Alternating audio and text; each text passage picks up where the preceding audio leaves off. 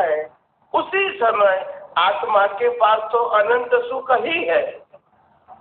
तो क्योंकि आत्मा के पास जो शक्ति है वो क्वालिटी वाचक है और प्रकृति में शक्ति है वो क्वांटिटी वाचक है।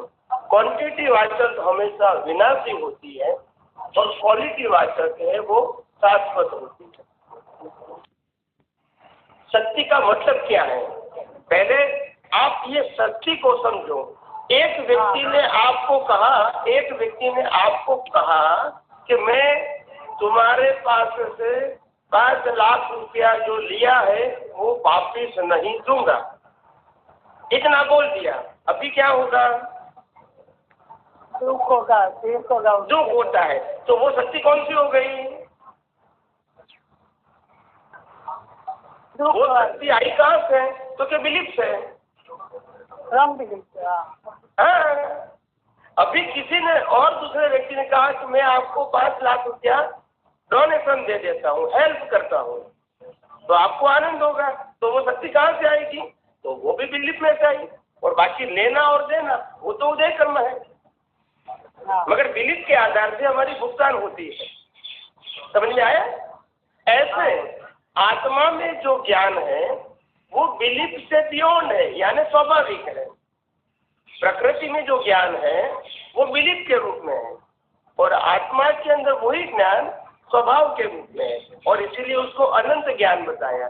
प्रकृति में अनंत ज्ञान नहीं है, लिमिटेड ज्ञान है, क्योंकि बिलीफ वाला है, तो वो विनाशी है। और आत्मा के अंदर अनंत ज्ञान का मतलब होता है अविनाशी, यानी परमानेंट है। और प्रकृति में जो ज्ञान है, दर्शन है, अनुभूति है, वो सब टेम्पररी है, आती है चली जाती है, आती है और चली जाती है। तो इसीलिए प्रकृति की हर क्वालिटी वो विनाशी है, उसके सामने आत्मा की हर क्वालिटी अविनाशी है। तो क्वालिटी के आधार से आत्मा की हर क्वालिटी वो परमानेंट है। ऐसे जो प्रकृति में जो क्वालिटी दिखती है ऐसी क्वालिटी आत्मा में दिखती नहीं है, अनुभव करते हैं हम। क्या करते हैं? अनुभव करते हैं।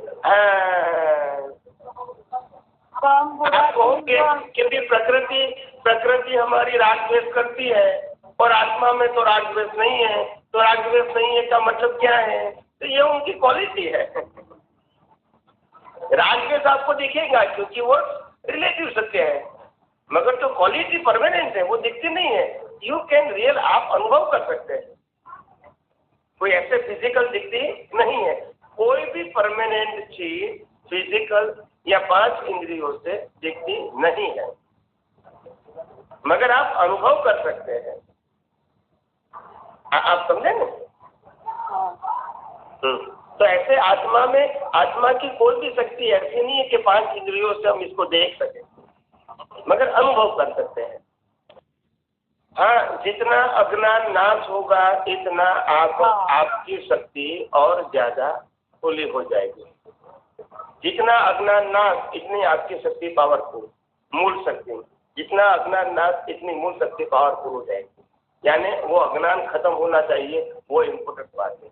और सभी प्रकार का अज्ञान निकल गया, उसका नाम ही है केवल दर्शन। और केवल दर्शन से ही केवल ज्ञान का बीज होता है, जिसका फल नेक्स्ट बर्थ में मिलता है। तो केवल ज्ञान में मेहनत नहीं है, केवल दर्शन तक ही मेहनत है। केवल ज्ञान तो वो स्वभाव है, मगर केवल अज्ञान को नाश नहीं करोगे वहां तक केवल दर्शन नहीं होगा, और केवल दर्शन नहीं होगा तो केवल ज्ञान नहीं होगा।